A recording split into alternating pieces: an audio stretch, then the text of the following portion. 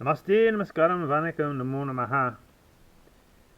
We're going to do a video on today's so-called Ashtanga Yoga as composed to the real Ashtanga Yoga of the Saiva Hindu Guru Patanjali. But let's do a prelude to that, because there's something that we as humans need to recognize, that as it says in Brihad Aranyaku Upanishad, Asato ma sadgamaya, lead me from untruth to truth. If we look at ourselves as human beings trying to figure out the world, we have held to theories, for example, to principles that turned out to be totally untrue, totally antithetical to what is now true. And there's another important aspect of the understanding of the unseen worlds, the unseen realms, which are often highly criticized. This is where religion gets criticized, for believing in unseen worlds, spirit beings, if you will. But let's look at germ theory. And by theory, we don't mean something that might be true. It is true. Now, it was speculated upon back in the 1500s, but it wasn't until the 1800s that germ theory really became accepted, even though many doctors at that time still rejected it because they had other theories. So what was this theory? That there were invisible beings, if you will, that could hop from one person to the other, so to speak. I remember watching an episode of Dr. Quinn, Medicine Woman, and when she informed the public that now they believe that there were these germs and bacteria that could jump from one person to the other, boy, was she made fun of. Ooh, you invisible beings that can hop from one person to the other. But it's true, isn't it? We all know that. We've all been sick. And they're powerful, powerful, unseen beings. Huh? Of course, they can be seen under microscopes, under advanced equipment, for sure. But we have to stop and think for a moment about that which is unseen. And look at what we're doing right this very moment with AI. And all of our communication devices. We're communicating through invisible waves that are everywhere around us, carrying structured information. Whoa. That's a mind blower right there. So we as humans really need to exercise some humility here and realize that long-held and cherished beliefs may turn out to be totally false or antithetical.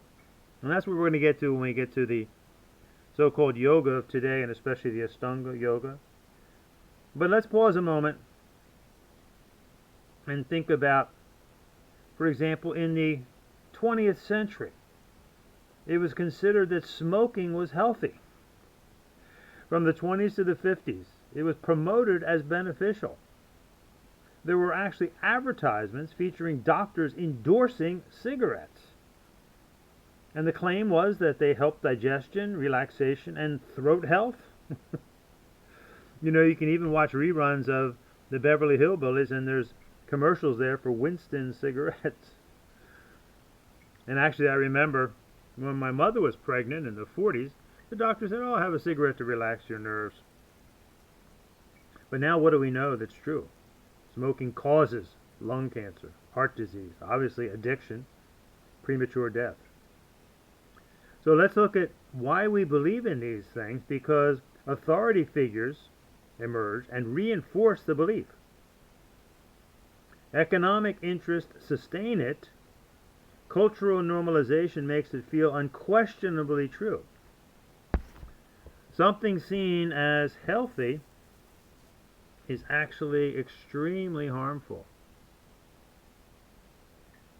So this is our human condition, as again in Brihad Aranyaku Upanishad, written 2,000 years ago from the Vedas, the Upanishads. Asato ma sadgamaya, just as relevant today as it was then as it is today. Lead me from untruth to truth. Have an inquisitive mind. Is this true?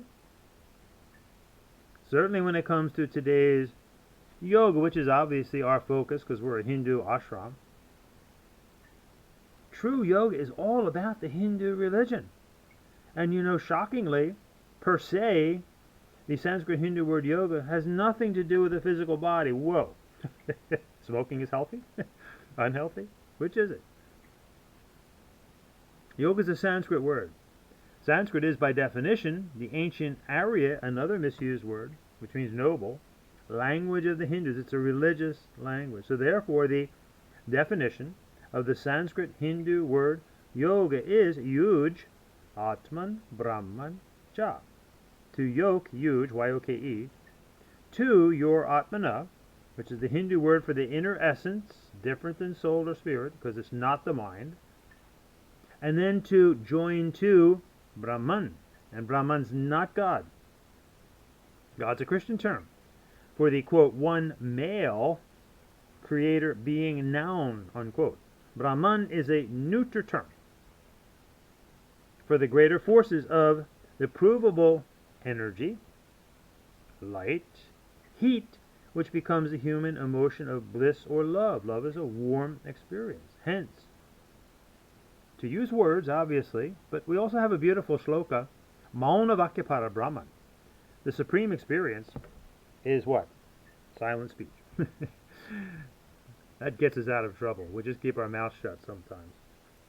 So, this Sanskrit Hindu word yoga is about yoking to your individual essence, we call Atmana, Jivatma, and then obviously joining in a greater source of that, because if you recognize that we all are energy, which can't be created nor destroyed, so maybe no creator, just is.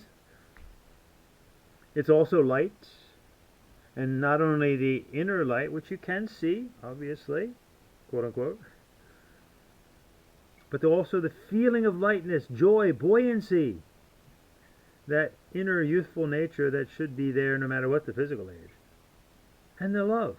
We all have these things. We have energy, light, love. Love, light, and energy. Om this are we with emotions, mind, and body. This is the essence of Hinduism. Yoga is Hinduism. No yoga, no Hinduism. No Hinduism, no yoga. In both ways. No, N-O and K-N-O-W.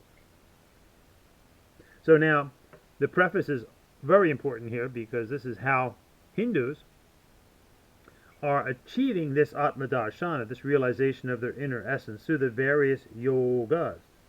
Karma Yoga, Hindu ethics; Bhakti Yoga, Hindu devotions; Raja Yoga, Hindu contemplations; Jnana Yoga, Hindu studies outwardly and inwardly. And within those classic four, termed Charya Kriya Yoga and Jnanam in Tamil, and Karma Kanda, Upasana Kanda, Jnana Kanda in the Vedas, very profound. Within those four are the Hindu devotional postures, Hatha Yoga. That's the one that's most misused today under the guise of yoga. And we have Mantra Yoga, Hindu devotional chants; Japa Yoga, Hindu devotional chants on beads, amala; Nada Yoga, Hindu devotional music, bhajans, kirtans; Hindu devotional dance, Natha Yoga, Bharatanatyam, for example. Excuse me. All this stimulates the inner essence called Kundalini, like the sap of the tree. And in the Hatha Yoga, we have a posture called Vrikshasana, or tree pose. And if you look at the tree, let the tree be your Guruji in this sense, teach you. And remember, anybody can study Hinduism or any of the religions of the world, but there's a vast difference between a student and a teacher.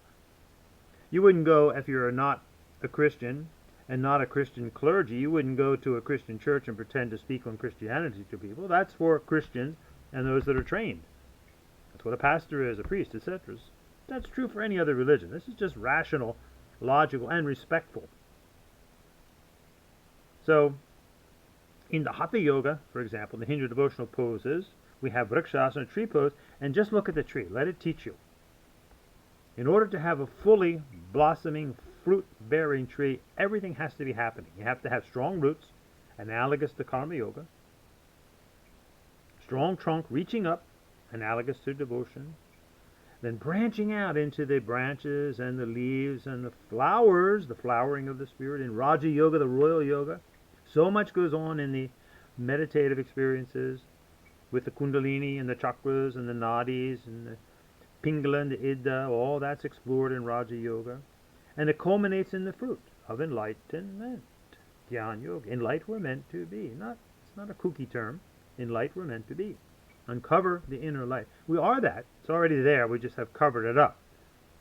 That's why with Shiva, for example, and Saiva devotees, they wear the Tripundra, the three stripes of Vibhuti, which is actually the third pada of the Yoga Sutras. And by the way, remember the Saiva Hindu Guru Patanjali. We're going to get into this in the phony Ashtanga Yoga today. He never mentions one specific asana at all. And that's all modern Ashtanga Yoga is all about. Not all, but primary focus.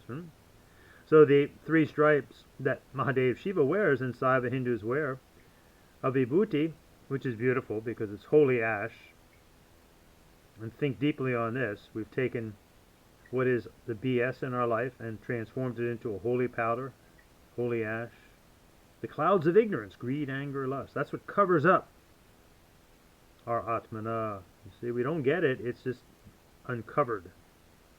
Getting rid of greed, anger, lust. Lobha, krodha, kama. By giving, by compassion, by control. Dana, dayadvam, damyata.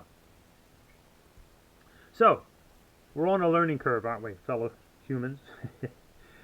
As we go from untruth to truth. So think about these things, and then we'll join together in the next video on real Ashtanga Yoga, Sat Yoga if you will, and Asat Ashtanga Yoga. Have a great day. Namaste.